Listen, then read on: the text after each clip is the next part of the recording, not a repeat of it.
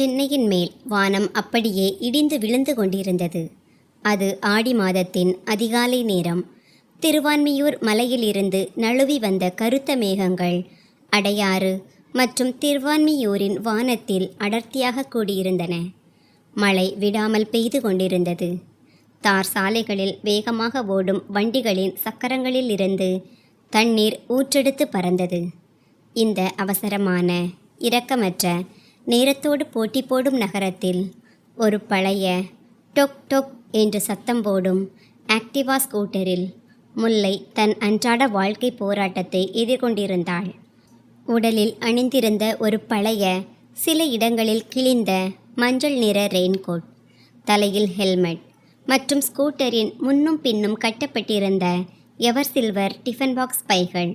இதுதான் முல்லையின் அன்றாட உலகமாக இருந்தது. திருவான்மியூரில் ஒரு சிறிய வரிசை வீட்டில் வசித்து கொண்டு அவள் வீட்டிலேயே உணவு சமைத்து டிஃபன் பாக்ஸ் சப்ளை செய்யும் தொழிலை நடத்தி வந்தாள்.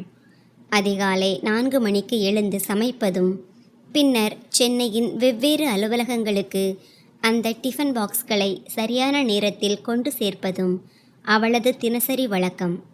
மழையின் வேகம் அதிகரித்து கொண்டிருந்தது. சிக்னலில் வண்டிகளின் வரிசை நின்றிருந்தது. முல்லை அடையாறின் சிக்னலில் நின்றிருந்தாள். ஹெல்மெட்டின் கண்ணாடியில் வழியும் தண்ணீர் துளிகளை துடைத்து கொண்டே அவள் சிக்னல் பச்சையாக மாறுவதற்காக காத்திருந்தாள். நண்பர்களே, சில நேரங்களில் ஒரு சாதாரண மனிதனின் சிறிய மனிதநேயம் ஒருவருடைய முழு வாழ்க்கையையும் மாற்றிவிடுகிறது. உங்கள் கருத்துப்படி உண்மையான பணக்கார தன்மையின் அடையாளம் பணத்திலா அல்லது மனதிலா? திடீரென்று அவளது பார்வை சாலையோரம் மூடியிருந்த ஒரு கடையின் ஒதுங்கலில் நின்று கொண்டிருந்த ஒரு முதியவர் மீது விழுந்தது. உடலில் மிகவும் சாதாரணமான சுருக்கங்கள் விழுந்த வெள்ளை நிற வேட்டி மற்றும் சட்டை, கால்களில் சாதாரண செருப்பு. மழையின் தாக்கத்தால் அவர் சற்று நனைந்திருந்தார். முகத்தில் சோர்வு தெளிவாக தெரிந்தது. அவருடைய கண்கள் பக்கத்தில் இருந்த ஒரு டீ கடையை ஆசையோடு பார்த்து கொண்டிருந்தன. வயது 70களில் இருக்கும். அவருடைய அந்த ஆதரவற்ற முகத்தை பார்த்ததும் முல்லைக்கு ஏதோ சங்கடமாக இருந்தது. அவள் சொந்தமாக நேர நெருக்கடியில் இருந்தாள். வாடிக்கையாளர்களின் ஃபோன் அழைப்புகள் வந்தால் என்ன செய்வது? ஆனாலும் அவளுக்குள் இருந்த மனிதநேயம் அவளை சும்மா இருக்க விடவில்லை. அவள் ஸ்கூட்டரை ஓரமாக நிறுத்திவிட்டு அந்த முதியவரிடம் சென்றாள். தாத்தா, என்னாச்சு? உடம்புக்கு முடியவில்லையா என்று முல்லை மிகவும் பணிவோடு கேட்டாள். அந்த முதியவர், அதாவது ராஜேந்திரன், அவளை பார்த்தார். ராஜேந்திரன் பல 1000 கோடி ரூபாய் மதிப்புள்ள ராஜா போக்குவரத்து நிறுவனத்தின் நிறுவனர். ஆனால் இன்று காலை கடற்கரை பகுதியில் நடைபயிற்சி செய்ய வந்தபோது அவர் வழியை மறந்துவிட்டார். பணப்பையையும் வீட்டிலேயே மறந்து வைத்துவிட்டு வந்துவிட்டார். வயது மூப்பு காரணமாக அவருக்கு சர்க்கரை நோய் இருந்தது. காலையிலிருந்து எதுவும் சாப்பிடாததால் இப்போது அவருக்கு தலை சுற்றல் வருவது போல் இருந்தது. ஆனால் இதையெல்லாம் இந்த அறிமுகமில்லாத பெண்ணிடம் எப்படி சொல்வது? ஒன்றுமில்லை அம்மா, பணப்பையை வீட்டில் மறந்துவிட்டேன்.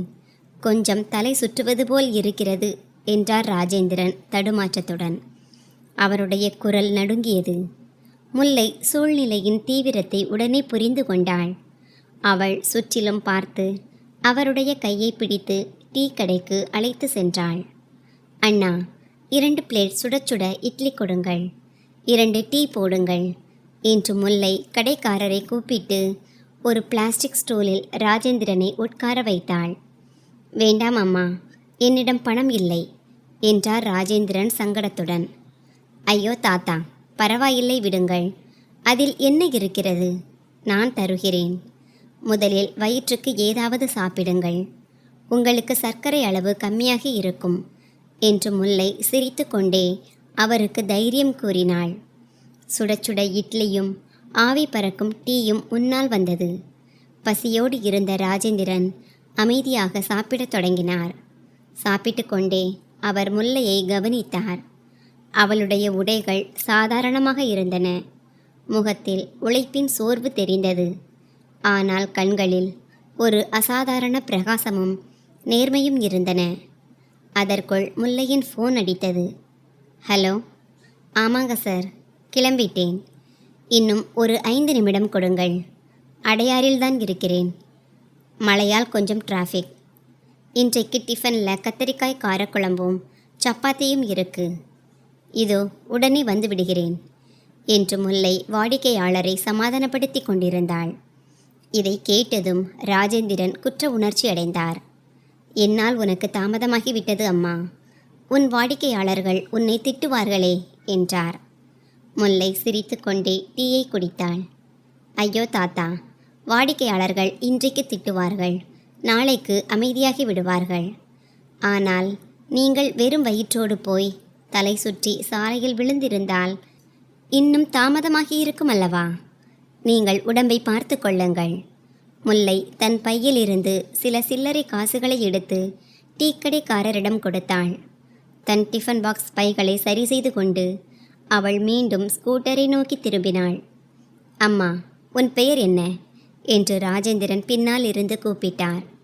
முல்லை என்று அவள் சிரித்து கொண்டே கூறி மழையின் அந்த பனியில் ஸ்கூட்டரில் மறைந்து போனாள். ராஜேந்திரன் அந்த டீக்கடையில் நின்று கொண்டு அவள் செல்லும் வழியையே பார்த்து கொண்டிருந்தார்.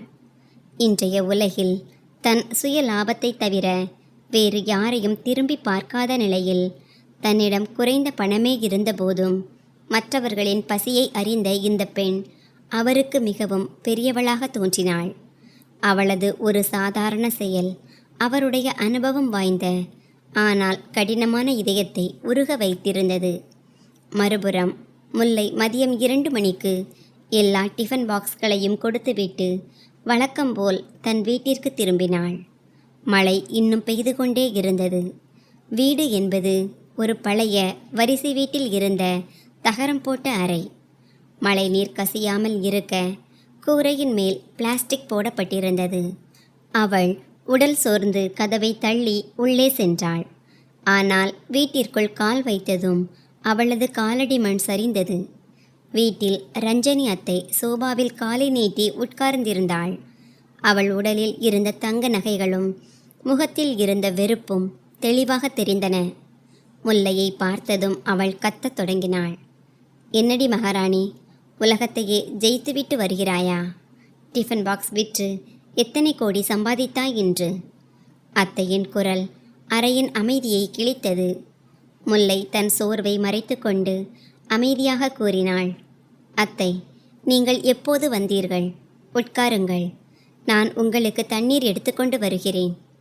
எனக்கு உன் பிச்சைக்கார தண்ணீரும் வேண்டாம், உன் புத்திமதியும் வேண்டாம் என்று அத்தை சட்டென்று எழுந்து கத்தத் தொடங்கினாள்.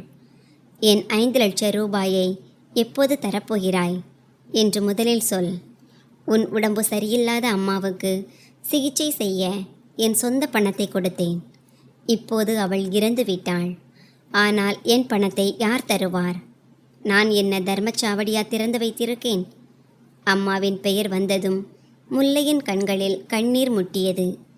ஆனால் அவள் அதை எப்படியோ கட்டுப்படுத்தினாள். அத்தை, நான் உங்களுக்கு மாதம் மாதம் தவணை கொடுத்து கொண்டுதானே இருக்கிறேன். இந்த மாதம் மழையால் கொஞ்சம் கஷ்டம். சில டிஃபன் பாக்ஸ் ஆர்டர்கள் நின்றுவிட்டது. எனக்கு கொஞ்சம் நாட்கள் கொடுங்கள். கொஞ்சம் நாட்களா? இதோ பார் முல்லை, எனக்கு இந்த டிஃபன் காரி கதையெல்லாம் சொல்லாதே. ஒன்று என் முழு பணத்தையும் கொடு. இல்லையென்றால் உன் அம்மாவினுடைய அந்த பழைய நகைகள் இருக்கிறது அல்லவா, அதை என்னிடம் ஒப்படைத்து விடு. எப்படி இருந்தாலும் இந்த அழுக்கு வீட்டை விற்றால் என் பணம் நிச்சயம் கிடைத்துவிடும். இந்த வீட்டை என் பேரில் எழுதி வை. அத்தை தன் நிஜமான திட்டத்தை முன்னால் வைத்தாள். இதை கேட்டதும் முல்லையின் கண்களில் இருந்து கண்ணீர் திரை விலகி அங்கே ஒரு சுடர்விடும் சுயமரியாதை பிறந்தது. அவள் அத்தையின் முன்னால் போய் உறுதியாக நின்றாள். அத்தை, அம்மாவின் நகைகளும் இந்த வீடும் தான் என் உயிர். இதுதான் என் ஒரே நினைவு. உங்கள் பணத்தை வட்டியோடு திருப்பித் தருவேன். நான் இரவும் பகலும் உழைக்கிறேன். யார் வீட்டிலும் கொள்ளையடிக்கவில்லை. உங்களுக்கு உங்கள் பணம் கிடைக்கும். ஆனால் என் வீட்டையும் அம்மாவின் நகைகளையும் தவறான கண்ணோட்டத்துடன் பார்க்க முயற்சி செய்யாதீர்கள். முல்லையின் குரல் அமைதியாக இருந்தது. ஆனால் அதில் இருந்த கூர்மை ரஞ்சனி அத்தையை நடுங்க வைத்தது. அத்தை ஆத்திரத்தில் சிவந்தாள். உன் இந்த திமிரை நான் பார்த்து கொள்கிறேன். அடுத்த மாதம் 1ஆம் தேதிக்குள் எனக்கு முழு பணமும் கிடைக்கவில்லை என்றால் இதே வீட்டிலிருந்து உன்னை வெளியே தூக்கி எறிந்து விடுவேன். ஞாபகம் வைத்துக்கொள். அத்தை காலை உதைத்து கொண்டு வீட்டை விட்டு வெளியேறினாள். கதவு பலமாக சாத்தப்பட்டது. முல்லை அங்கேயே தரையில் விழுந்தாள். சுவற்றில் இருந்த அம்மாவின் புகைப்படத்தை பார்த்து அவள் விம்மி விம்மி அழத் தொடங்கினாள். நனைந்த உடைகள், நாள் முழுவதுமான சோர்வு மற்றும் இப்போது தலைக்கு மேல் வந்திருக்கும் இந்த புதிய ஆபத்து. முல்லை முற்றிலும் உடைந்து போனாள். மறுபுறம் அடையாறின் ஈச்சம்பாக்கம் கடற்கரை சாலையில் உள்ள ராஜா போக்குவரத்தின் ஆடம்பரமான தலைமையகத்தில் மிக உயர்ந்த தளத்தில் உள்ள கேபினில் ராஜேந்திரன் தன் நாற்காலியில் அமர்ந்திருந்தார். இப்போது அவர் உடலில் ஒரு விலை உயர்ந்த சூட் இருந்தது. முன்னால் சென்னையின் பரந்த காட்சி தெரிந்தது. ஆனால் அவருடைய கண்களுக்கு முன்னால் ஒரே ஒரு முகம் மட்டும்தான் இருந்தது, முல்லை. அவர் தன் செயலாளரை அழைத்தார். சரவணன், எனக்கு அடையாறு மற்றும் திருவான்மியூர் பகுதியில் உள்ள முல்லை என்ற டிஃபன் பாக்ஸ் விநியோகம் செய்யும் பெண்ணை பற்றிய முழு விவரமும் வேண்டும். இன்று மாலைக்குள் அவளுடைய வீடு, தொழில், அவளுடைய சூழ்நிலை என எல்லாவற்றையும் பற்றிய ஃபைல் என் மேஜை மேல் இருக்க வேண்டும். செயலாளர் தலையசைத்துவிட்டு வெளியே சென்றார். ராஜேந்திரன் ஜன்னலுக்கு வெளியே பெய்யும் மழையை பார்த்தார். அவருடைய மனதில் எண்ணங்கள் ஓடின. என் இந்த கோடிக்கணக்கான சாம்ராஜ்யத்தில் பணத்திற்காக நெருங்கி வரும் பல சுயநலவாதிகளை நான் பார்த்திருக்கிறேன்.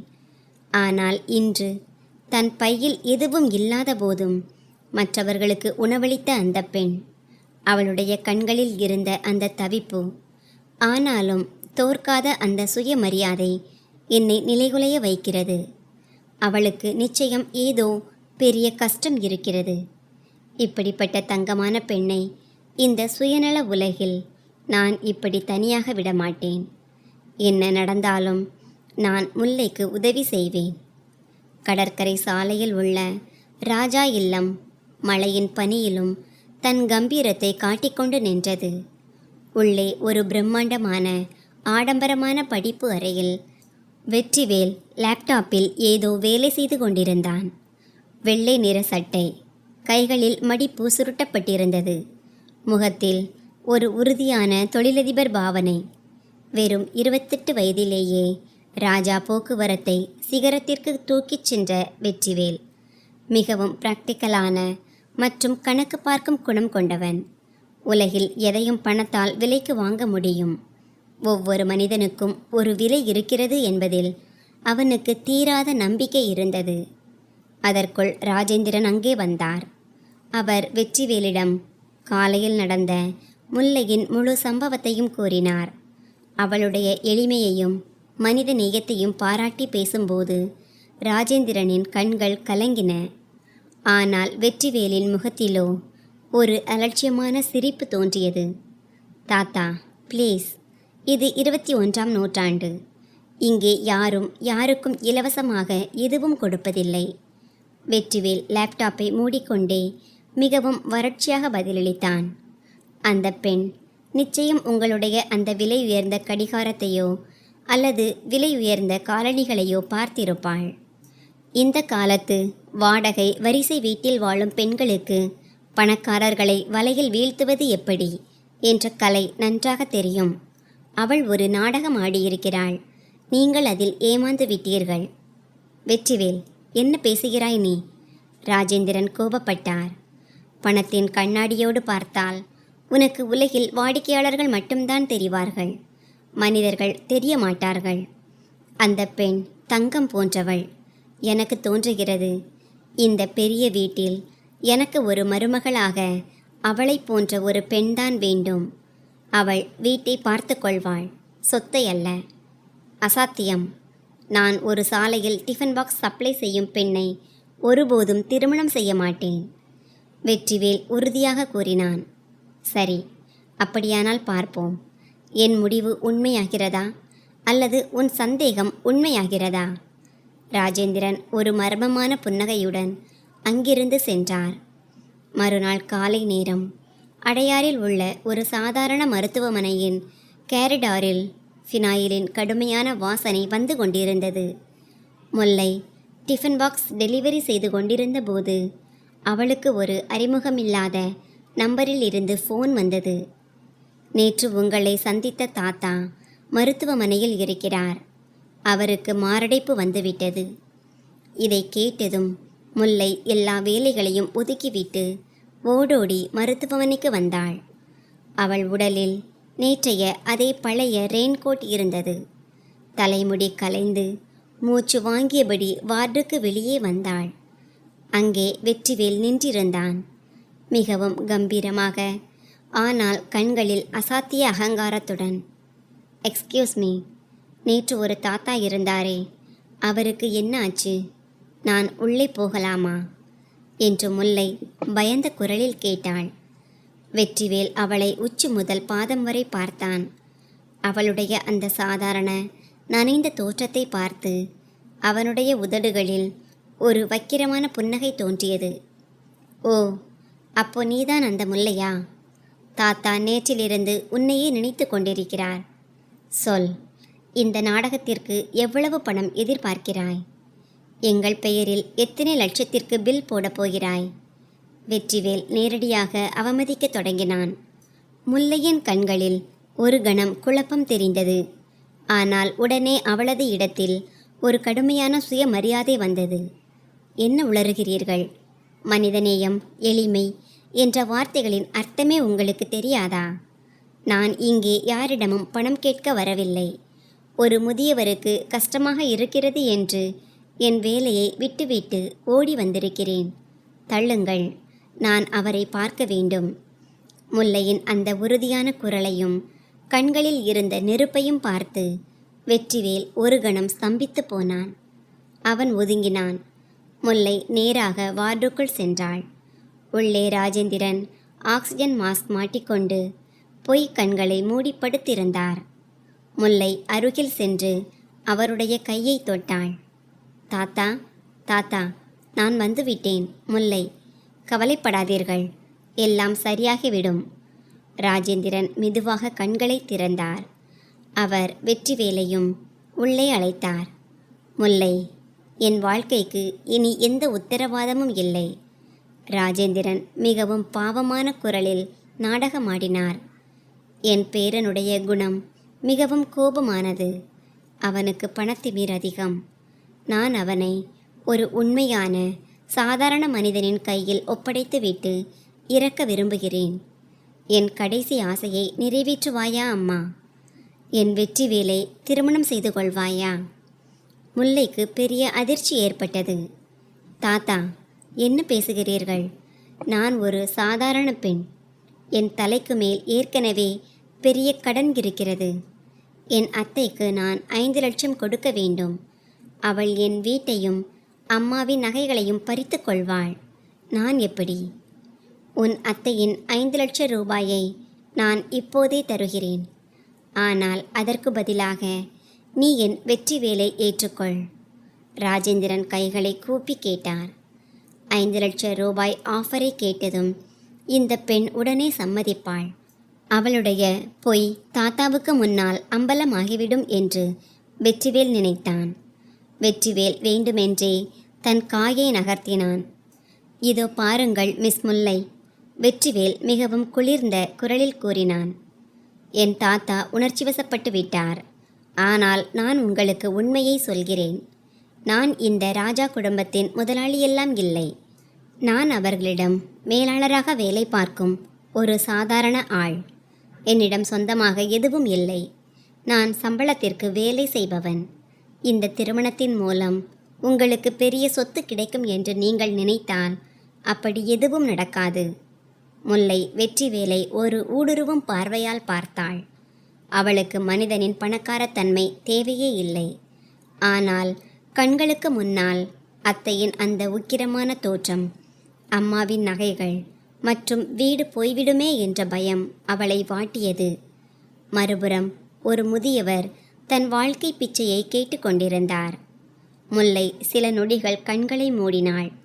நான் சம்மதிக்கிறேன். முல்லை அமைதியான ஆனால் உறுதியான குரலில் கூறினாள். வெற்றிவேலின் புருவங்கள் ஆச்சரியத்தால் உயர்ந்தன. ஆனால் நீங்கள் தரும் அந்த 5 லட்சம் ரூபாயை கடனாகத்தான் வாங்குவேன்.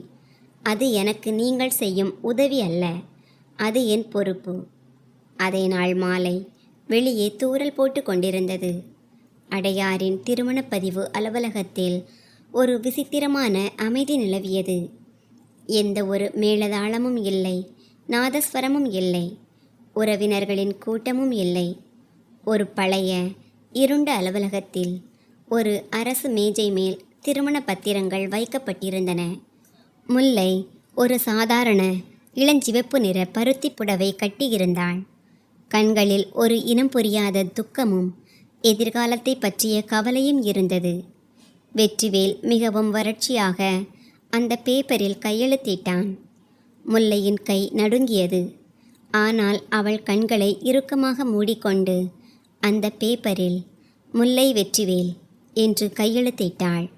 திருமணம் முடிந்ததும் ராஜேந்திரன் கொடுத்த வாக்கின்படி ரஞ்சனி அத்தைக்கு 5 லட்சத்திற்கான செக் அனுப்பப்பட்டது. முல்லையின் வீடும் அம்மாவின் நினைவுகளும் காப்பாற்றப்பட்டன. ரிஜிஸ்டர் ஆஃபீஸிற்கு வெளியே வந்தபோது காற்றில் ஒரு குளிர்ச்சி இருந்தது. வெற்றிவேல் தன் காரை நோக்கி திரும்பியபோது முல்லை பின்னால் இருந்து அவனை கூப்பிட்டாள். மிஸ்டர் வெற்றிவேல். வெற்றிவேல் திரும்பி பார்த்தான். முல்லை அவனுக்கு மிக அருகில் வந்து நின்றாள். அவளுடைய பார்வை அவனுடைய கண்களை நேரடியாக சந்தித்தது. இந்த திருமணம் நான் ஒரு முதியவரின் வாக்கிற்காகவும் என் அம்மாவின் நினைவுகளை காப்பாற்றுவதற்காகவும் தான் செய்தேன், உங்கள் பணத்திற்காக அல்ல. தாத்தா என் அத்தைக்கு கொடுத்த அந்த 5 லட்சத்தை நான் என் உழைப்பின் பணத்திலிருந்து விரைவில் உங்களுக்கு திருப்பி தந்து விடுவேன். ஒரு பைசாவாக திருப்பி தருவேன். என் மீதும் என் சுயமரியாதை மீதும் உங்கள் எந்த ஒரு நன்றி கடனையும் நான் வைத்திருக்க மாட்டேன். ஞாபகம் வைத்து கொள்ளுங்கள். இவ்வளவு பேசிவிட்டு முல்லை அங்கிருந்து கிளம்பினாள். வெற்றிவேல் அங்கேயே திகைத்து போய் நின்றான். பணத்திற்காக ஆசைப்படும் ஒரு பெண் அவனுக்கு கிடைப்பாள் என்று அவன் நினைத்திருந்தான். ஆனால் இங்கே அவனுடைய கையில் ஒரு எரியும் நெருப்பு வைக்கப்பட்டிருந்தது. அவனுடைய பணத்திற்கும் அதிகார திமிருக்கும் முதல் முறையாக யாரோ ஒருவன் நேரடியாக சவால் விட்டிருந்தான். அவன் நம்பிக்கையின் ஒரு பெரிய சுவற்றுடன் இந்த விசித்திரமான உறவும் ஒரு புதிய வாழ்க்கையும் இப்போது தொடங்கியது. வெற்றிவேலுக்கு அந்த நாள் ஒரு பயங்கரமான கனவு போன்றது. கடற்கரை சாலையில் உள்ள 10,000 சதுர அடியின் ஏசி பங்களாவில் இருந்து நேரடியாக திருவான்மியூரில் உள்ள 150 சதுர அடியின் தகர வீட்டில் வாழ வருவது அவனுக்கு ஒரு பெரிய கலாச்சார அதிர்ச்சியாக இருந்தது. தாத்தாவுக்கு முன்னால் மேலாளர் என்று நாடகம் ஆடிவிட்டான்.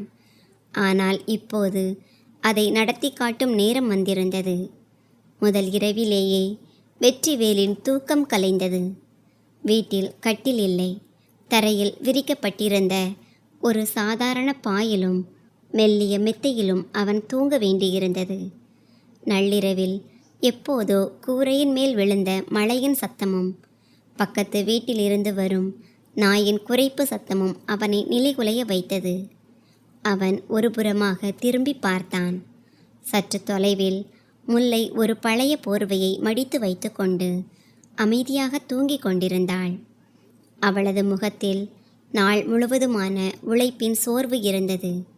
ஆனால் எந்த ஒரு புகாரும் இல்லை. வெற்றிவேலுக்கு ஆச்சரியமாக இருந்தது. இந்த பெண் இப்படிப்பட்ட சூழ்நிலையிலும் எப்படி இவ்வளவு அமைதியாக இருக்க முடிகிறது என்று யோசித்து கொண்டே அவனுக்கு எப்போதோ கண்ணயர்ந்து தூக்கம் வந்தது. அதிகாலை 4 மணிக்கு ஜன்னலில் இருந்து வரும் குளிர்ந்த காற்றுடன் மசாலா மற்றும் தாளிப்பின் நறுமணம் வெற்றிவேலின் மூக்கை தொட்டது. அவன் கண்களை துடைத்து கொண்டு பார்த்தான். முல்லை கேஸ் அடுப்பின் முன்னால் நின்றிருந்தாள். அவளுடைய தினசரி டிஃபன் பாக்ஸ் அவசரம் தொடங்கி இருந்தது. ஒருபுறம் குக்கர் விசில் சத்தம் கேட்டது. மறுபுறம் சப்பாத்தி தேய்த்து கொண்டிருந்தாள். வெற்றிவேல் மெதுவாக எழுந்து உட்கார்ந்தான். தரையில் படுத்ததால் அவனுடைய முதுகு பிடித்து கொண்டிருந்தது. அவன் உடம்பை நெளித்து கொண்டு எழுந்தான். முல்லை அவனை பார்த்தாள். அவளது முகத்தில் ஒரு லேசான புன்னகை தோன்றியது. என்ன மிஸ்டர் மேலாளர், தரையில் படுத்து முதுகு பிடித்து விட்டதா என்று அவள் கிண்டலாக கேட்டாள். வெற்றிவேல் ஒரு கோபமான பார்வையை பார்த்தான். என்ன இது, வீடா இல்லை புறாக்கூடா? இந்த ஃபேன் என்ன இப்படி சத்தம் போடுகிறது? ஏதோ பழைய ஹெலிகாப்டர் தலைக்கு மேல் சுற்றுவது மாதிரி இருக்கிறது. எனக்கு இதெல்லாம் பழகவே இல்லை. முல்லை சிரித்தாள். அவள் ஒரு செம்பு தண்ணீரை அவன் முன்னால் வைத்தாள். பழகிக்கொள்ளுங்கள் மிஸ்டர். நீங்கள் ஒன்றும் ராஜா மகாராஜா இல்லை. சம்பளக்கார ஆட்கள் நாம். வரவு 8 செலவு 10. நம் தகுதிக்கு ஏற்ற மாதிரிதான் வாழ வேண்டும். அப்புறம் உங்களுடைய அந்த பெரிய குளியல் தொட்டி பழக்கம் இருந்தால் அதை இங்கே மறந்து விடுங்கள். பாத்ரூம் அங்கே வெளியே இருக்கிறது. இந்த வாளியையும் கப்பையும் எடுத்துக்கொண்டு போய் சீக்கிரம் வாருங்கள். நான் உங்களுக்கு டிஃபன் தருகிறேன். வெற்றிவேல் எரிச்சலுடன் எழுந்தான். ஆனால் அதே நேரத்தில் முல்லையின் வேலையின் வேகத்தை பார்த்து அவனுக்கு ஆச்சரியமாக இருந்தது. 1 மணி நேரத்திற்குள் அவள் பல டிஃபன் பாக்ஸ்களை தயார் செய்திருந்தாள்.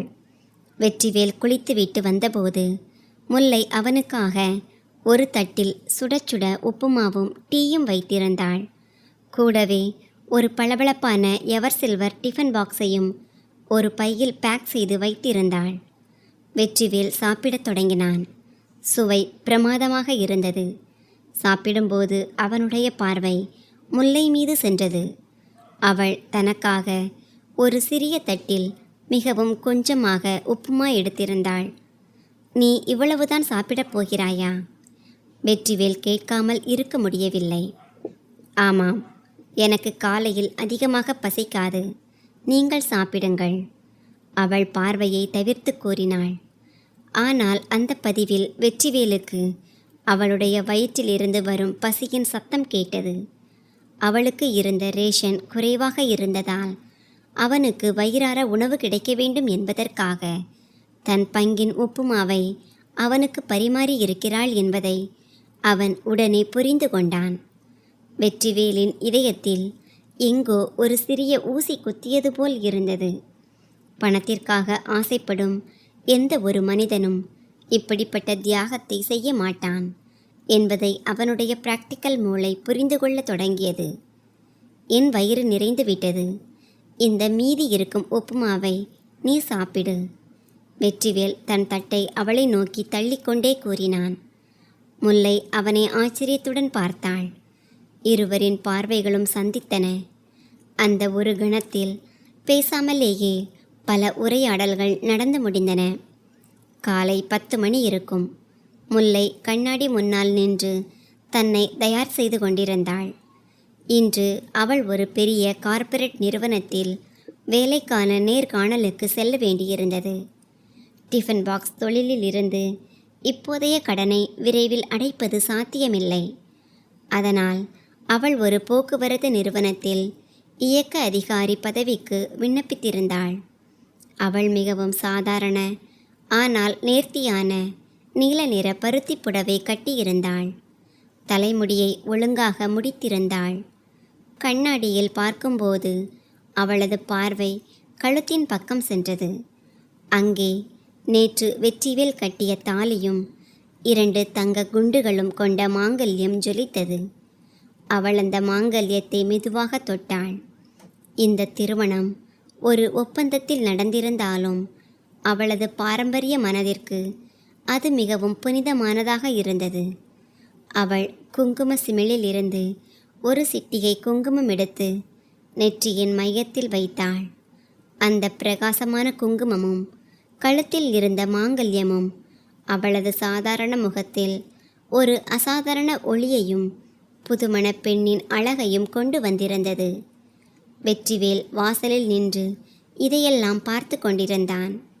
முல்லையின் அந்த வடிவத்தை பார்த்து அவன் ஒரு கணம் பிரமித்து போனான். அவனுடைய உயர் வர்க்க வட்டாரத்தில் உள்ள நவீன பெண்களை விட இந்த சாதாரண குங்குமம் வைக்கும் பெண் அவனுக்கு எத்தனையோ மடங்கு அழகாகவும் உண்மையாகவும் தோன்றினாள். நான் கிளம்புகிறேன். இன்றைக்கு இன்டர்வியூ இருக்கிறது. முல்லை தன் பழைய பையை தோளில் மாட்டிக்கொண்டே கூறினாள். அப்புறம் உங்கள் டிஃபன் பாக்ஸ் வைத்திருக்கிறேன். வெளியே திறந்து வைத்திருக்கும் சாப்பாட்டை சாப்பிடாதீர்கள். உடம்பு சரியில்லாமல் போய்விடும். வெற்றிவேல் எதுவும் பேசாமல் தலையை மட்டும் அசைத்தான். முல்லை அடையாறில் உள்ள ஒரு பிரம்மாண்டமான கண்ணாடி கட்டிடத்தின் முன்னால் நின்றிருந்தாள். கட்டிடத்தின் நுழைவாயிலில் பெரிய எழுத்துக்களில் எழுதப்பட்டிருந்தது, ராஜா போக்குவரத்து. முல்லைக்கு இது வெற்றிவேலின் நிறுவனம் என்பது தெரியாது. அவள் ஒரு வேலையின் ஆசையில் மட்டும்தான் அங்கே வந்திருந்தாள். அவள் உள்ளே சென்றாள். அவளது நேர்காணலை நிறுவனத்தின் மனிதவள மேலாளர் எடுத்தார். முல்லைக்கு டிஃபன் பாக்ஸ் கொண்டு சேர்க்கும் தொழிலில் இருந்து வந்த சப்ளை செயின் மற்றும் போக்குவரத்தின் நேரடி அனுபவம் இருந்தது. நேரத்தை எப்படி நிர்வகிப்பது, பிரச்சனைகளை எப்படி தீர்ப்பது என்பதற்கு அவள் கொடுத்த பிராக்டிக்கல் பதில்களை கேட்டு மேலாளர் மிகவும் ஈர்க்கப்பட்டார். உங்களுடைய படிப்பு குறைவாக இருந்தாலும் உங்களுடைய கள அளவிலான அனுபவம் மிகவும் அருமை முல்லை. வாழ்த்துக்கள்.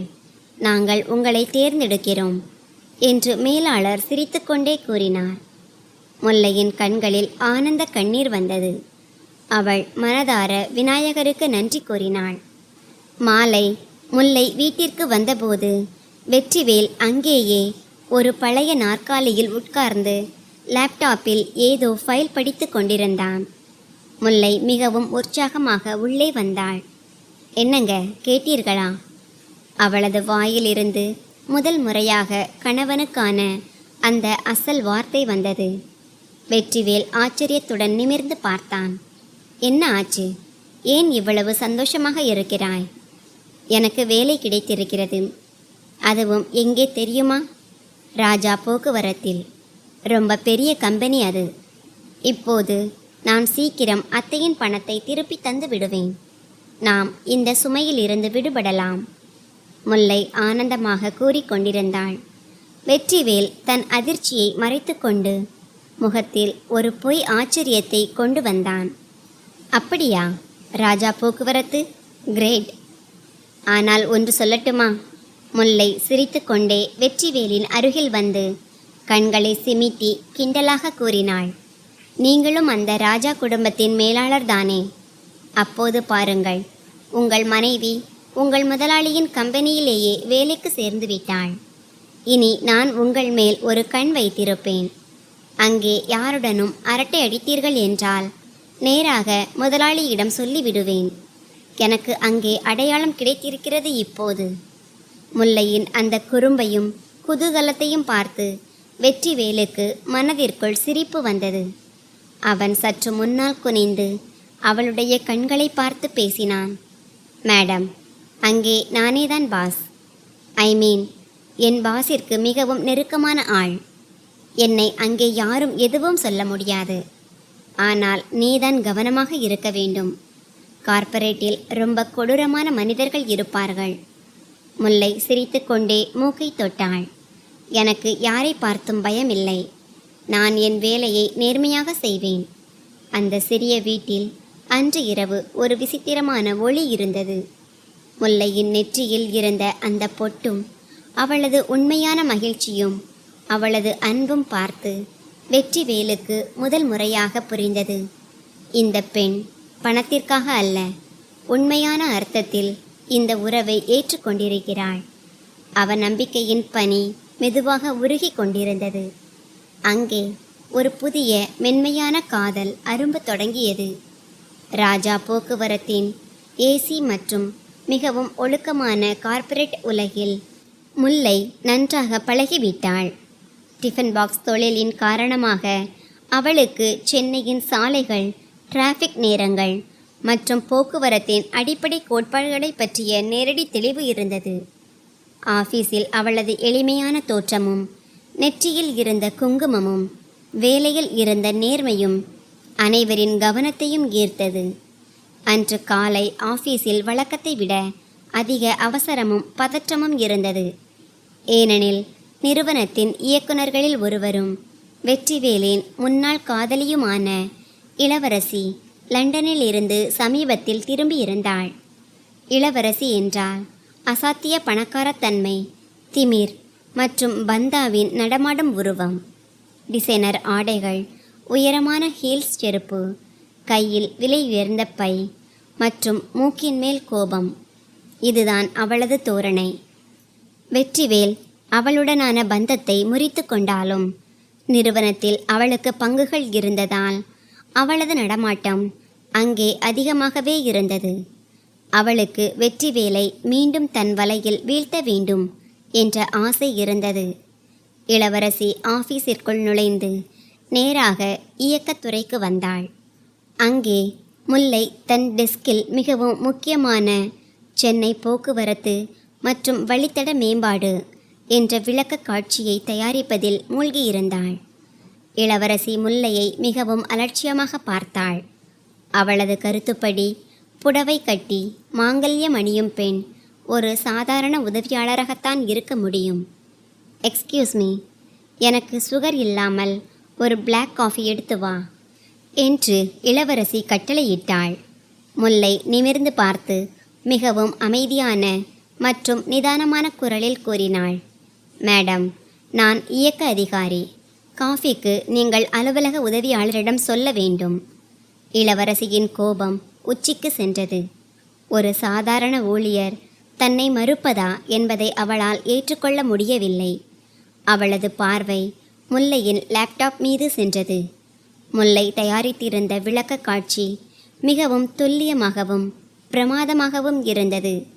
மதியம் ஒரு பெரிய வாடிக்கையாளருடன் மீட்டிங் இருந்தது.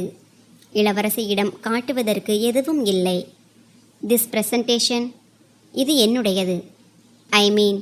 இது கம்பெனியின் நிர்வாக குழுவுக்கானது. நான் இந்த மீட்டிங்கில் பிரசன்ட் செய்வேன். நீ இதன் பிரிண்டுகளை மட்டும் எடுத்துக்கொண்டு அந்த மூலையில் போய் நில். இளவரசி மிகவும் அதிகாரத்தோடு பென் டிரைவில் அந்த ஃபைலை காப்பி செய்து முல்லையை வாயடைக்க செய்தாள். முல்லைக்கு வருத்தமாக இருந்தது. ஆனால் வேலை புதியது என்பதாலும் இளவரசி பெரிய அதிகாரி என்பதாலும் அவள் அமைதியாக இருந்தாள். அவள் பொறுமையை கடைபிடித்தாள். மதியம் 2 மணிக்கு கூட்ட அறையில் பெரிய மீட்டிங் தொடங்கியது. மேஜையின் முக்கிய நாற்காலியில் வெற்றிவேல் ஒரு கம்பீரமான முதன்மை நிர்வாக அதிகாரியாக அமர்ந்திருந்தான். முல்லை ஒருபுறம் ஃபைல்களை பிடித்து கொண்டு நின்றிருந்தாள். இளவரசி மிகுந்த தன்னம்பிக்கையுடன் விளக்க காட்சியை தொடங்கினாள். ஆனால் இளவரசிக்கு ஒரு விஷயம் தெரியாது. முந்தைய இரவு திருவான்மியூரின் அந்த சிறிய வீட்டில் தரையில் உட்கார்ந்து முல்லை இந்த விளக்க காட்சியை தயாரித்து கொண்டிருந்தபோது வெற்றிவேல் அதை பார்த்திருந்தான். முல்லை இரவே டிஃபன் பாக்ஸ்காரர்களின் முறையை பயன்படுத்தி டிராஃபிக்கை எப்படி தவிர்ப்பது என்பதை வெற்றிவேலுக்கு மிகவும் உற்சாகமாக விளக்கியிருந்தாள். இளவரசி விளக்கத்தை காட்டிக் கொண்டிருந்தாள். வெற்றிவேல் அவளை நடுவிலேயே நிறுத்தினான். மிஸ் இளவரசி, வெற்றிவேலின் குரல் கூட்ட அறை முழுவதும் எதிரொலித்தது.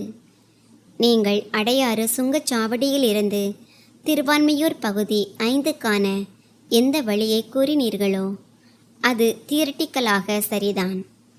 ஆனால் மாலை 6 மணிக்கு அங்கே இருக்கும் டிராஃபிக்கில் இந்த திட்டம் எப்படி வேலை செய்யும்? உங்களுடைய கள அளவிலான அனுபவம் என்ன சொல்கிறது? இளவரசி தடுமாறினாள். அவளுக்கு அதில் எதுவும் தெரியாது.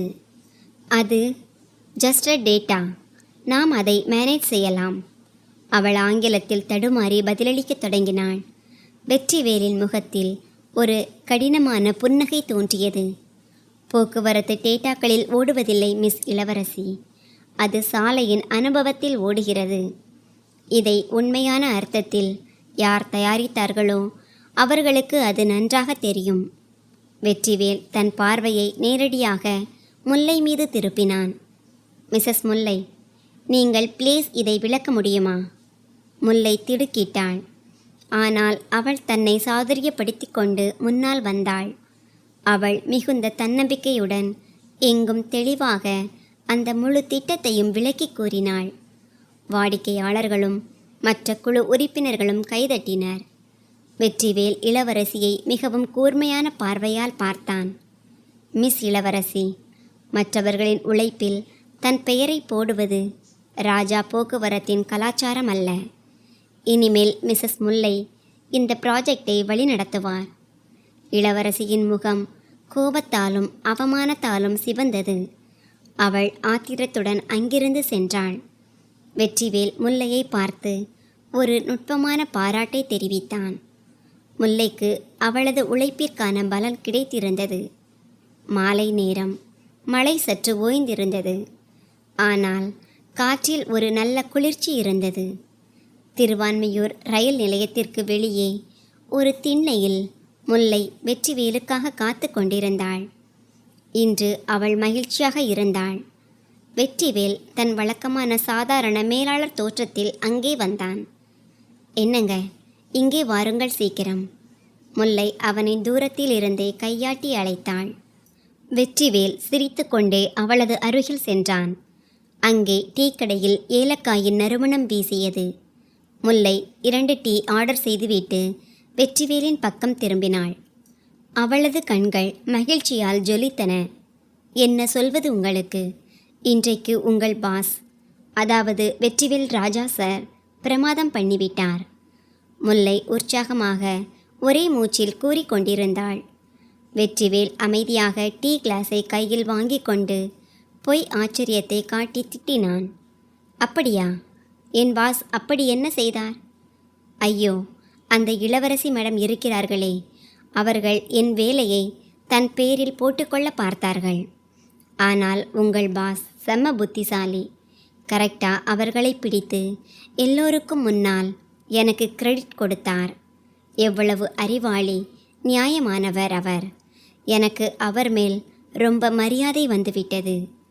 முல்லை டீயை குடித்துக்கொண்டே வெள்ளந்தியாக கூறிக்கொண்டிருந்தாள். வெற்றிவேல் அவளுடைய அந்த பேசும் கண்களையும் காற்றில் பறக்கும் அவளது தலைமுடியையும் அவளது அந்த அசல் மகிழ்ச்சியையும் பார்த்து கொண்டே இருந்தான். இளவரசி போன்ற உயர் வர்க்க பெண்களின் பொய்முகத்தை அவன் மிக அருகில் பார்த்திருந்தான். ஆனால் முல்லையின் இந்த எளிமை, மற்றவர்களை மனதார பாராட்டும் அவளது குணம் அவனுடைய இதயத்தை எங்கோ தொட்டது. அவனுடைய மனதில் முல்லை மீது மரியாதை மட்டுமல்ல, ஒரு மிக ஆழமான காதலும் தொடங்கத் தொடங்கியது. உனக்கு என் பாஸை அவ்வளவு பிடித்திருக்கிறதா? வெற்றிவேல் வேண்டுமென்றே குறும்புடன் கேட்டான். முல்லை சிரித்து கொண்டே கூறினாள். பாஸாக பிடிக்கும், ஆனால் மனிதனாக எனக்கு என் இந்த சாதாரண எளிமையான மேலாளரைத்தான் ரொம்ப பிடிக்கும்.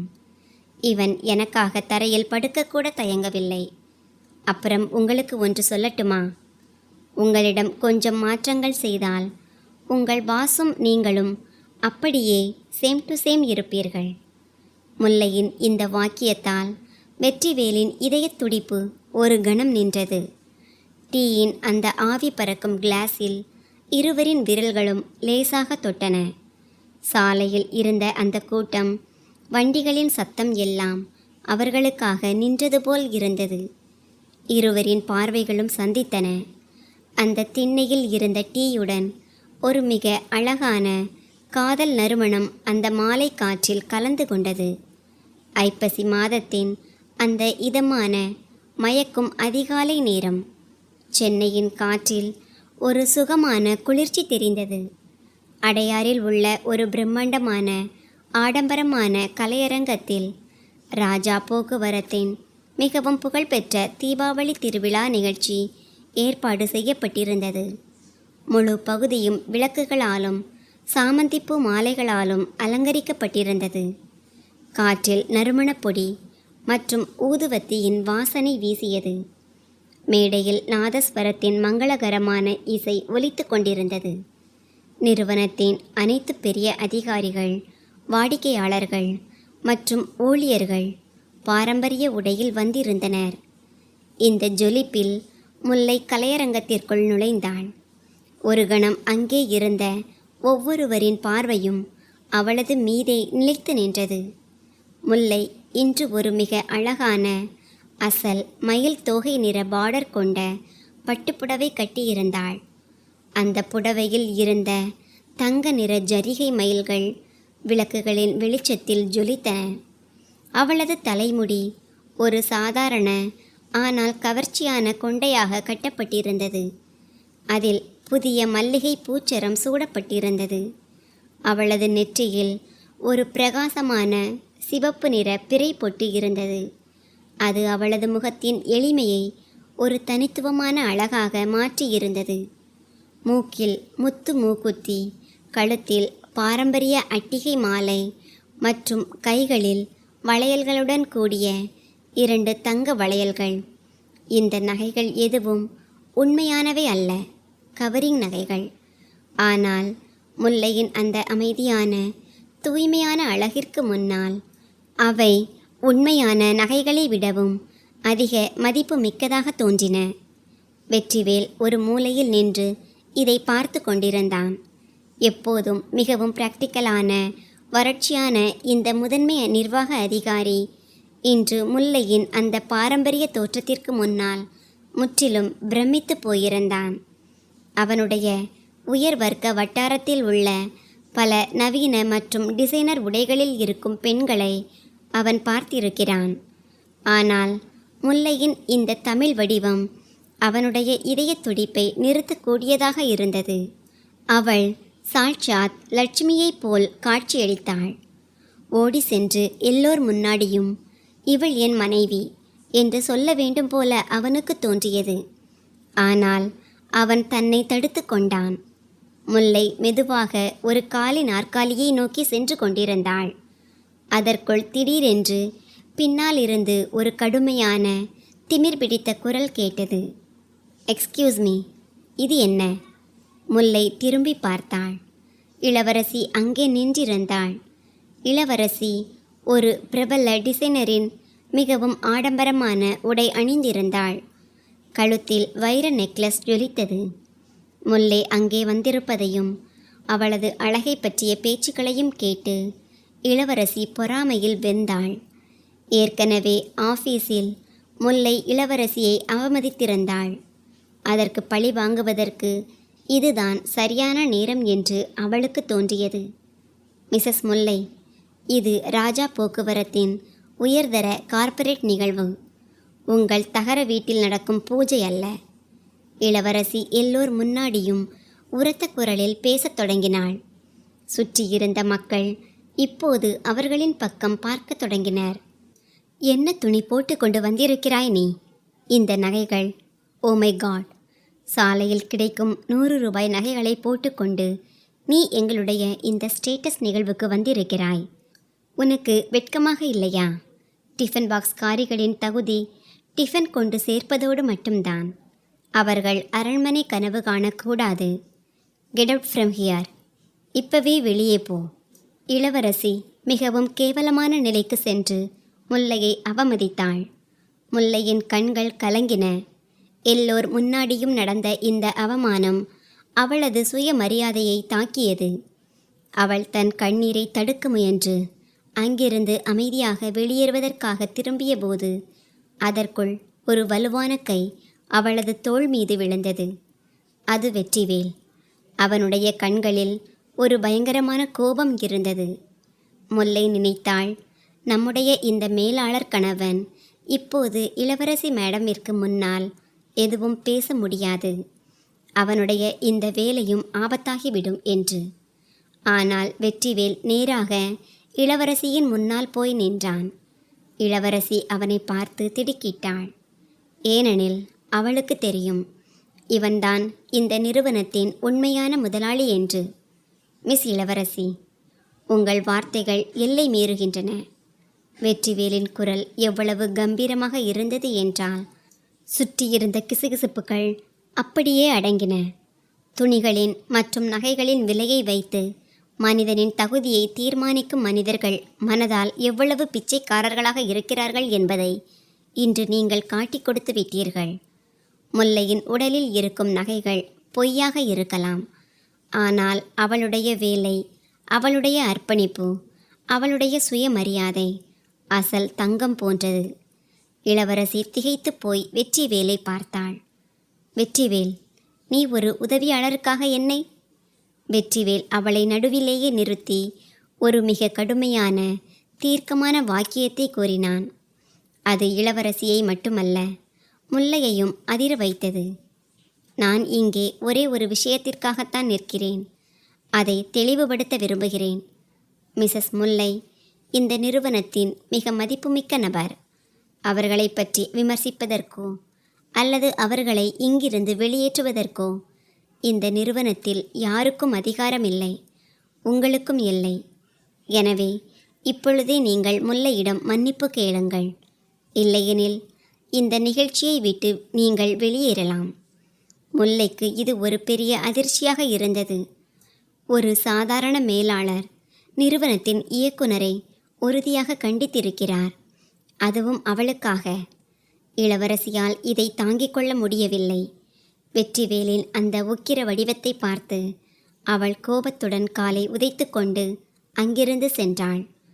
வெற்றிவேல் மிகவும் மென்மையாக முல்லையை பார்த்தான். நீ அழாதே, நீ இன்று நிஜமாகவே மிக அழகாக இருக்கிறாய் என்று ரகசியமாக கூறினான். முல்லையின் இதயத்தில் ஒரு இனிய இனிமை பரவியது. நிகழ்ச்சி முடிந்ததும் இரவு மிகவும் தாமதமாக அவர்கள் இருவரும் திருவான்மியூரின் அவளது சிறிய வீட்டிற்கு திரும்பினர். அறையில் இருட்டாக இருந்தது. வெளியில் இருந்த தெருவிளக்கின் லேசான வெளிச்சம் ஜன்னல் வழியாக உள்ளே வந்து கொண்டிருந்தது. முல்லை கதவை சாத்திவிட்டு நேராக சுவற்றில் சாய்ந்து நின்றாள். இன்று நாள் முழுவதும் நடந்தவை அவளால் நம்ப முடியாததாக இருந்தது.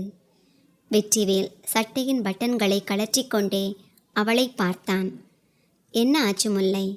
இன்னும் இளவரசியின் பேச்சை பற்றி யோசித்து கொண்டிருக்கிறாயா? முல்லை தலையை அசைத்து மறுத்தாள். அவளது கண்களில் இருந்து இப்போது கண்ணீரின் அணை உடைந்தது. அவள் நடந்து வெற்றிவேலின் அருகில் வந்து தன் தலையை மிகவும் இயல்பாக வெற்றிவேலின் மார்பில் சாய்த்தாள். வெற்றிவேல் ஒரு கணம் சிலிர்த்தான். அவனுடைய கைகள் அறியாமலேயே அவளது முதுகின் பின் சென்றன. எனக்கு அந்த இளவரசி மேடமை பற்றி கவலையே இல்லை. ஆனால் நீங்கள் இன்று செய்தீர்கள் அல்லவா? முல்லை குரல் விம்மலால் நடுங்கியது.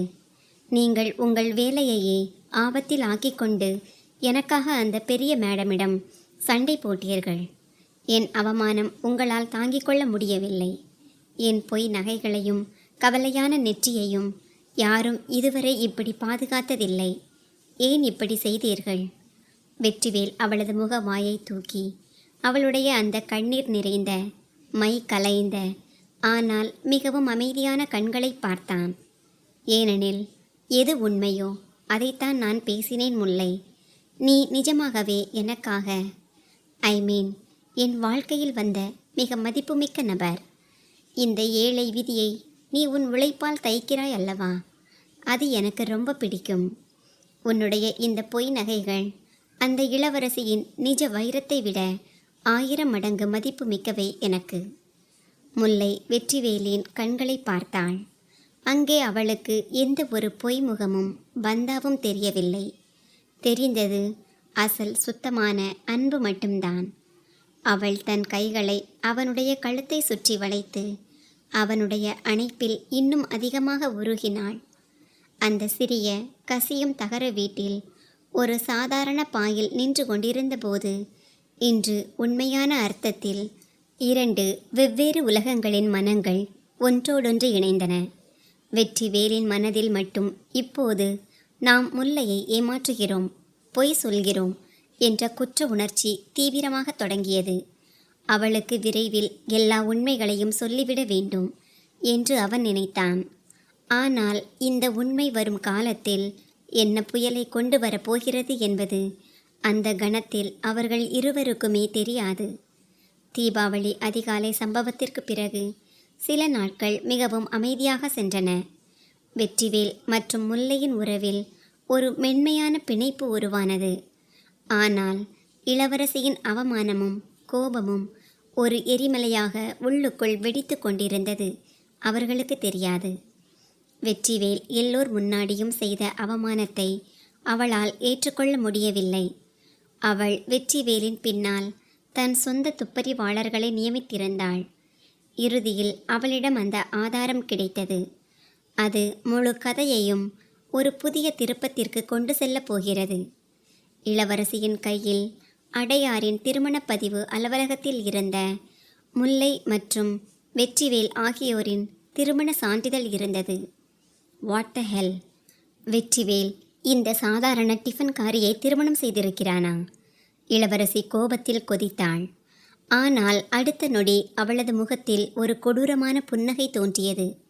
அவளுக்கு முல்லையின் பலவீனம் கிடைத்துவிட்டது. முல்லைக்கு வெற்றிவேலின் உண்மையான முகம் தெரியாது என்பதை அவள் புரிந்து கொண்டாள்.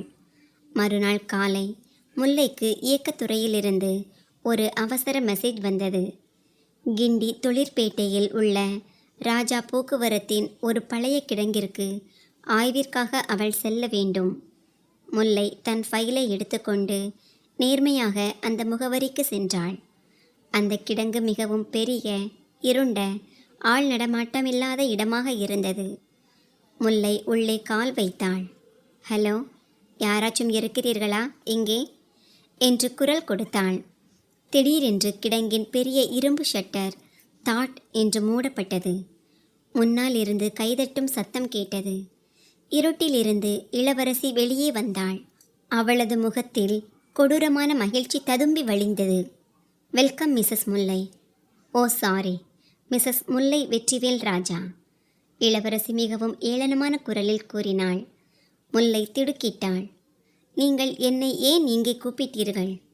அப்புறம் என்னை ஏன் அந்த பெயரை கூப்பிடுகிறீர்கள்? இளவரசி அவளுக்கு மிக அருகில் சென்றாள். அவள் முல்லையின் கையில் ஒரு ஃபைலை வீசினாள். ஏனெனில் எனக்கு உன்னுடைய அந்த பொய் முகமூடியை கிழிக்க வேண்டியிருந்தது. ரொம்ப துள்ளி குதித்தாய் அல்லவா அன்றைக்கு? உன்னுடைய அந்த கணவன் உன்னிடம் சொல்கிறான் அல்லவா, அவன் ஒரு சாதாரண மேலாளர் என்று. அவன் மேலாளர் இல்லடி பைத்தியமே. அவன் இந்த பல 1000 கோடிகளின் ராஜா போக்குவரத்தின் முதலாளி, சாட்சாத் வெற்றிவேல் ராஜா. அவன் உன்னை வெறும் ஏமாற்றியிருக்கிறான். இளவரசியின் அந்த வார்த்தைகள் முல்லையின் காதுகளில் ஈயத்தை காய்ச்சி ஊற்றியது போல் இருந்தது. அவளது கைகள் நடுங்கத் தொடங்கின. அவள் அந்த ஃபைலை திறந்தாள். அதில் வெற்றிவேலில் பல கார்ப்பரேட் பத்திரிகை அட்டை புகைப்படங்கள் இருந்தன. இளம் பில்லியனர் வெற்றிவேல் ராஜா என்ற தலைப்புகள் இருந்தன. ஒரு ஃபோட்டோவில் வெற்றிவேல் ராஜேந்திரனுடன் கம்பெனியின் திறப்பு விழாவில் நின்றிருந்தான். முல்லையின் காலடி மண் சரிந்தது. மூச்சு முற்றிலும் திணறியது. கண்களுக்கு முன்னால் இருட்டு வந்தது. எந்த மனிதனை அவள் உயிராக காதலித்தாளோ, யாருக்கு அவள் வறுமையிலும் கூட நின்றாளோ, தான் பட்டினியாக இருந்து யாருக்கு டிஃபன் பாக்ஸ் நிரப்பி கொடுத்தாளோ, அந்த மனிதன் அவளுடைய உணர்வுகளோடு இப்படிப்பட்ட கொடூரமான விளையாட்டை விளையாடி இருக்கிறானா? ஒரே கணத்தில் அந்த மகிழ்ச்சியான எளிமையான வாழ்க்கை சீட்டுக்கட்டு போல் சரிந்தது. ஏன் ஏன் அப்படி செய்தார் அவர்? முல்லையின் வாயில் இருந்து வந்தது. இளவரசி எரியும் நெருப்பில் எண்ணெயை ஊற்றினாள். அடி, பணக்காரர்களின் விளையாட்டு இது அம்மா.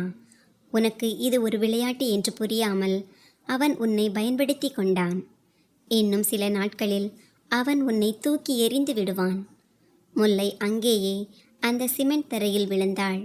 சூழ்நிலையின் வறுமையின் அடியை அவள் பலமுறை தாங்கி இருக்கிறாள். ஆனால் இந்த விசுவாசி அல்லாத துரோகம் அவளது இதயத்தில் கத்தியை பாய்ச்சியது போல் இருந்தது. அவளது கண்களில் இருந்து கண்ணீரின் அணை உடைந்தது. அதற்குள் கிடங்கின் கதவு திறக்கப்பட்டது. வெற்றிவேல் அங்கே ஓடி வந்தான். அவனுக்கு கம்பெனியின் ஆட்களிடமிருந்து இளவரசியின் சதியை பற்றிய தகவல் கிடைத்திருந்தது. அவன் முல்லையின் அருகில் சென்றான். முல்லை, முல்லை, நீ நன்றாக இருக்கிறாய் அல்லவா? அவன் அவளை தொட முயன்றான். என்னை தொடாதீர்கள். முல்லை ஒரு காயமடைந்த சிங்கம் போல் கத்தினாள். அவள் வெற்றிவேலை பலமாக தள்ளிவிட்டாள். அவளது கண்கள் கோபத்தாலும் துக்கத்தாலும் சிவந்திருந்தன. யார் நீங்கள்? என் சாதாரண கணவனா? இல்லை, என் வறுமையை கேலி செய்யும் ஒரு பணக்கார முதலாளியா? என் நம்பிக்கையை இப்படி துரோகம் செய்ய உங்களுக்கு வெட்கமாக இல்லை மிஸ்டர் வெற்றிவேல் ராஜா? வெற்றிவேல் மௌனமானான். அவனுக்கு தன் மீதே வெட்கமாக இருந்தது. அவன் ஏதோ பேசப்போனான். அதற்குள் முல்லை அங்கேயே அழுது கொண்டே ஓடினாள். வெற்றிவேல் இளவரசியை பார்த்தான். அவனுடைய கண்கள் இப்போது ஒரு பிரளய புயலைப் போல் எரிந்தன. இளவரசி, நீ இன்றைக்கு உன்னுடைய சொந்த கல்லறையை தோண்டிவிட்டாய். அவன் பற்களை கடித்துக்கொண்டே கூறினான். அதே நாள் மாலை ராஜா போக்குவரத்தின் தலைமையகத்தில் ஒரு மிகப்பெரிய பரபரப்பு நிலவியது. வெற்றிவேல் நாட்டின் அனைத்து பெரிய ஊடக சேனல்களையும் நிறுவனத்தின் அனைத்து இயக்குநர்களையும் அவசர செய்தியாளர் சந்திப்பிற்கு அழைத்திருந்தான். ஹாலில் கேமராக்களின் ஃப்ளாஷ் ஜொலித்தன. இளவரசி அங்கே ஒரு மூலையில் திமிரோடு உட்கார்ந்திருந்தாள். இப்போது வெற்றிவேல் எல்லோர் முன்னாடியும் முல்லையை விட்டுவிடுவான். தன் அவமானத்தை தவிர்ப்பதற்காக தன்னுடன் சமரசம் செய்து கொள்வான் என்று அவள் நினைத்திருந்தாள். வெற்றிவேல் மேடைக்கு வந்தான். அவன் கருப்பு நிற சூட் அணிந்திருந்தான். அவனுடைய கம்பீரம் ஒரு சிங்கத்தைப் போல் இருந்தது. முழு ஹாலிலும் ஒரு பயங்கரமான அமைதி நிலவியது. முல்லையையும் வெற்றிவேலின் செக்யூரிட்டி மிகவும் மரியாதையுடன் அங்கே அழைத்து வந்து ஒரு மூலையில் உட்கார வைத்திருந்தனர். அவளது நிலை இன்னும் திகைப்பாகவே இருந்தது. வெற்றிவேல் மைக்கை கையில் வாங்கினான். அவனுடைய கம்பீரமான குரல் ஹாலில் எதிரொலித்தது. பெரியோர்களே, நண்பர்களே, இன்று நான் உங்கள் அனைவருக்கும் என்னுடைய ஒரு மிக சொந்தமான ஆனால் அதே நேரத்தில் முக்கியமான முடிவை பற்றி அறிவிப்பதற்காக அழைத்திருக்கிறேன். கடந்த சில நாட்களாக சில சுயநலவாதிகள் என் மற்றும் என் குடும்பத்தின் பெயரை கெடுக்க முயற்சி செய்திருக்கிறார்கள். வெற்றிவேலின் பார்வை நேரடியாக இளவரசி மீது நிலைத்தது. என் நிறுவனத்தின் ஒரு குழு உறுப்பினர் மிஸ் இளவரசி மிகவும் கேவலமான நிலைக்கு சென்று என் சொந்த வாழ்க்கையில் விஷத்தை கலக்கவும் ஒரு அப்பாவி பெண்ணிற்கு மன உளைச்சலை ஏற்படுத்தவும் துணிந்திருக்கிறார். எனவே ராஜா போக்குவரத்தின் தலைவர் என்ற தகுதியில் நான் இப்பொழுதே இளவரசியை நிறுவனத்தின் குழுவில் இருந்து நிரந்தரமாக நீக்குகிறேன். ஹாலில் ஒரே பரபரப்பு ஏற்பட்டது. இளவரசியின் முகத்தின் நிறம் மாறியது. அவள் சட்டென்று எழுந்தாள். ஆனால் வெற்றிவேல் கையாலேயே அவளை அமைதியாக இருக்கும்படி சைகை செய்தான். என் பேச்சு இன்னும் முடியவில்லை. வெற்றிவேலின் குரல் இன்னும் கூர்மையானது. கேமராக்கள் அவன் மீது ஃபோக்கஸ் செய்தன. எந்த சாதாரண பெண்ணின் வாழ்க்கை முறையையும் அவள் டிஃபன் பாக்ஸ்காரியாக இருப்பதையும் பார்த்து இந்த பணக்கார வர்க்கத்து மனிதர்கள் சிரிக்க துணிந்தார்களோ? அந்த பெண்ணின் உண்மையை நான் இன்று இந்த உலகத்தின் முன்னால் பெருமையுடன் வைக்கிறேன். அந்த பெண் ஒரு சாதாரண உதவியாளர் அல்ல. வெற்றிவேல் தன் பார்வையை முல்லை பக்கம் திருப்பினான். அவன் மேடையிலிருந்து கீழே இறங்கி நேராக முல்லையின் முன்னால் போய் நின்றான். அவன் மிகவும் மரியாதையுடன் முல்லையின் கையை தன் கையில் எடுத்துக்கொண்டு அவளை மேடைக்கு அழைத்து வந்தான். இவள் முல்லை வெற்றிவேல், என் ஒரே மற்றும் சட்டப்பூர்வமான மனைவி. ராஜா போக்குவரத்தின் முழு சாம்ராஜ்யத்தின் அதிகாரப்பூர்வ முதலாளி. வெற்றிவேலின் இந்த வார்த்தைகளை கேட்டதும் ஊடகங்களில் ஒரு குண்டு வெடித்தது போல் இருந்தது. ஃப்ளாஷ் லைட்டுகள் வேகமாக ஜொலித்தன. முல்லை திகைப்புடன் அவனை பார்த்து கொண்டிருந்தாள். வெற்றிவேல் முல்லையின் கண்களை பார்த்து மைக்கில் தன் கடைசி மற்றும் மிகப்பெரிய அறிவிப்பை சொன்னான். எந்த பணத்தின் இந்த பணக்கார திமிரை காட்டி என் மனைவியை சித்திரவதை செய்தார்களோ, அவளை அவமதித்தார்களோ, அந்த அனைத்து சொத்துக்களும், ராஜா போக்குவரத்தில் உள்ள என் பங்குகள், கடற்கரை சாலையின் பங்களா மற்றும் என் பெயரில் இருக்கும் அனைத்தும், என் முழு சாம்ராஜ்யத்தையும் என் சட்டப்பூர்வமான மனைவி முல்லை வெற்றிவேல் ராஜாவின் பெயரில் மாற்றும் சட்டப்பூர்வமான செயல்முறையை நான் இன்று இந்த நொடியை தொடங்குகிறேன். முழு ஹாலிலும் மயான அமைதி நிலவியது. இளவரசி அதிர்ச்சியில் நாற்காலியிலேயே விழுந்தாள். வெற்றிவேல் முழு உலகத்தின் முன்னாடியும் தன் அகங்காரத்தையும் தன் பணக்கார தன்மையையும் தன் அடையாளத்தையும் முல்லையின் காலடியில் அர்ப்பணித்திருந்தான். முல்லையின் கண்களில் இருந்து கண்ணீர் கொட்டியது. கோபம், ஏமாற்றம், துரோகம் மற்றும் இப்போது வெற்றிவேல் எல்லோரும் முன்னாடியும் கொடுத்திருக்கும் இந்த அன்பின் மற்றும் மரியாதையின் இவ்வளவு பெரிய அங்கீகாரம். இந்த அனைத்து உணர்வுகளின் புயலில் முல்லை முற்றிலும் தொலைந்து போனாள். செய்தியாளர் சந்திப்பின் அந்த வரலாற்று சிறப்புமிக்க அறிவிப்பிற்கு பிறகு ஹாலில் ஒரே குழப்பம் ஏற்பட்டது. நிருபர்களின் கேமராக்களும் மைக்கும் வெற்றிவேலின் திசையை நோக்கி வந்தன. அதே நேரத்தில் கம்பெனியின் செக்யூரிட்டியும் போலீசாரின் ஒரு குழுவும் அங்கே வந்தனர். கிடங்கில் இருந்த சிசிடிவி காட்சிகள், செக்யூரிட்டியின் தகவல் மற்றும் முல்லையை ஏமாற்றி அங்கே வரவழைத்ததற்கான ஆதாரங்களின் அடிப்படையில் போலீசார் இளவரசியை கைது செய்தனர். இளவரசியின் அந்த திமிரும் பணக்கார தோரணையும் ஒரே கணத்தில் தூசியாக மாறியது. அவள் கத்தினாள். ஆனால் அவளை இழுத்து கொண்டு வெளியே சென்றனர். இந்த அனைத்து குழப்பத்திலும் வெற்றிவேலின் பார்வை மட்டும் முல்லையை தேடிக்கொண்டிருந்தது. அவள் மேடையிலிருந்து கீழே இறங்கி ஒரு அமைதியான காலியான விஐபி அறைக்குள் சென்று நின்று கொண்டிருந்தாள். வெற்றிவேல் நிருபர்களை ஒதுக்கிவிட்டு நேராக அந்த அறைக்கு வந்தான். அவன் மெதுவாக கதவை சாத்தினான். அறையில் மயான அமைதி நிலவியது. முல்லை ஜன்னலுக்கு வெளியே வெறித்து பார்த்து கொண்டு நின்றிருந்தாள். அவளது முதுகு வெற்றிவேலின் பக்கம் இருந்தது. முல்லை. வெற்றிவேல் மிகவும் நடுங்கும் குரலில் கூப்பிட்டான். அவனுடைய குரலால் முல்லை திடுக்கிட்டாள். ஆனால் அவள் திரும்பி பார்க்கவில்லை. என் பெயரை சொல்லாதீர்கள். உங்கள் வாயிலிருந்து அந்த பெயரை கேட்கக்கூட எனக்கு பொய்யாக தோன்றுகிறது. வெற்றிவேல் அவளது அருகில் சென்றான். முல்லை, ப்ளீஸ் என் பேச்சை ஒருமுறை கேள். முல்லை சட்டென்று திரும்பி பார்த்தாள். அவளது கண்கள் கண்ணீரால் வீங்கியிருந்தன. ஆனால் அதில் இப்போது ஒரு கடுமையான கோபம் இருந்தது. என்ன கேட்க வேண்டும் நான் உங்களிடம்?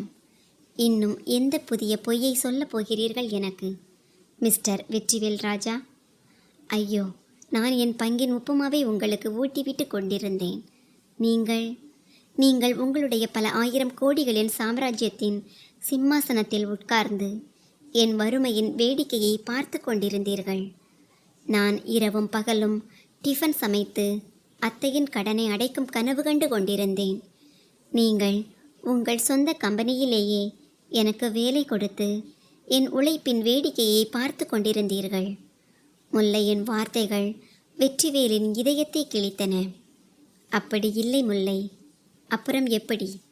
முல்லை அவனை நடுவிலேயே நிறுத்தினாள். எனக்கு உங்களுடைய இந்த சொத்து வேண்டாம் மிஸ்டர் ராஜா. எனக்கு உங்களுடைய இந்த பொய் முகம் வேண்டாம். எந்த உறவின் அடியே பொய்யாக இருக்கிறதோ, எதன் ஆரம்பமே ஒரு ஏமாற்று வேலையில் தொடங்கி இருக்கிறதோ, அந்த உறவு எனக்கு வேண்டாம். எனக்கு விவாகரத்து வேண்டும். என்னை என் அந்த சிறிய கசியும் ஆனால் உண்மையான உலகத்திற்கு திரும்பி போக விடுங்கள். விவாகரத்து என்ற வார்த்தையை கேட்டதும் வெற்றிவேலின் காலடி மண் சரிந்தது. இந்த மனிதன் சற்று முன்பு 1000 மக்களின் முன்னால் சிங்கம் போல் கர்ஜித்து கொண்டிருந்தானோ, அந்த கார்ப்பரேட் உலகத்தின் ராஜா வெற்றிவேல் இன்று ஒரு சாதாரண பெண்ணின் முன்னால் முற்றிலும் உடைந்து விழுந்தான். வெற்றிவேலின் கண்களில் இருந்து கண்ணீர் கொட்டியது. அவன் முல்லையின் முன்னால் முழங்காலிட்டு அமர்ந்தான். ஆமாம், நான் தவறு செய்துவிட்டேன் முல்லை. என் தவறை நான் ஒத்துக்கொள்கிறேன். வெற்றிவேல் விம்மிக்கொண்டே கூறினான். நான் வளர்ந்த உலகில் ஒவ்வொரு உறவிற்கும் ஒரு விலை இருக்கிறது. நீயும் தாத்தாவை பணத்திற்காகத்தான் வலையில் வீழ்த்தி இருக்கிறாய் என்று நான் நினைத்தேன். எனக்கு உன்னை சோதனை செய்ய வேண்டும் போல் இருந்தது. ஆனால் நான் உன்னுடைய அந்த சிறிய வீட்டிற்கு வாழ வந்தபோது உன்னுடைய அந்த சுயநலமில்லாத அன்பை பார்த்தேன். நீ பட்டினியாக இருந்து எனக்கு உணவளித்தாய். அப்போது என் அந்த பொய் அகங்காரம் உடைந்து விழுந்தது. முல்லை, நான் நிஜமாகவே உன்னை காதலிக்கிறேன். எனக்கு உன்னிடம் எல்லா உண்மைகளையும் சொல்ல வேண்டும் போல் இருந்தது. ஆனால் நான் பயந்தேன். எனக்கு பயமாக இருந்தது. இந்த உண்மை தெரிந்தால் நீ என்னை விட்டு போய்விடுவாய் என்று. நான் ராஜா போக்குவரத்தின் முதலாளியாக இருப்பதை விட உன்னுடைய கணவனாக இருப்பதைத்தான் அதிகமாக மகிழ்ச்சியாக உணர்ந்தேன். ப்ளீஸ் என்னை விட்டு போகாதே. நீ இல்லாமல் இந்த கோடிக்கணக்கான சொத்திற்கு எனக்கு ஒரு பைசா கூட மதிப்பு இல்லை. வெற்றிவேலின் அந்த கண்ணீரில் ஒரு உண்மையான மன வருத்தம் இருந்தது. முல்லை அவனை முதல் முறையாக இப்படி அழுவதை பார்த்தாள். அவளது மனம் சற்று உருகியது. ஆனால் துரோகத்தின் காயம் இன்னும் ஆறாமல் இருந்தது. அதற்குள் அறையின் கதவு திறக்கப்பட்டது. ராஜேந்திரன் உள்ளே வந்தார். அவருடைய முகத்தில் ஒரு பெரியவரின் அமைதியும் சமாதானமும் இருந்தது. அவர் நடந்து முல்லையின் அருகில் வந்து அவளது தலையின் மேல் மிகவும் அன்போடு கை வைத்தார்.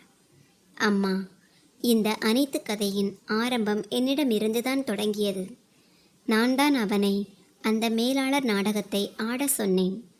ராஜேந்திரன் அமைதியான குரலில் கூறினார். வெற்றிவேல் தவறு செய்துவிட்டான், அது நிச்சயம். ஆனால் அவன் ஏன் தவறு செய்தான் என்பது அவனுடைய அந்த கண்ணீரில் தெரிகிறது அல்லவா அம்மா? நம்முடைய தர்மமும் நம்முடைய திருமண அமைப்பும் எந்த ஒரு ஒப்பந்தத்திலோ அல்லது பேப்பரிலோ ஓடுவதில்லை. அது ஓடுவது நம்பிக்கையிலும் மன்னிப்பிலும் தான். திருமணம் என்பது 2 ஜீவன்களின் 7 ஜென்மங்களின் பந்தம். இல்லறத்தில் தவறுகள் நடக்கும், தவறான புரிதல்கள் வரும். ஆனால் அதற்காக நாம் வீட்டை உடைத்து விடுவோமா? இல்லை அல்லவா? நாம் அதை மீண்டும் புதிதாக சரி செய்வோம். வெற்றிவேல் உன்னிடம் உண்மையை மறைத்தான்.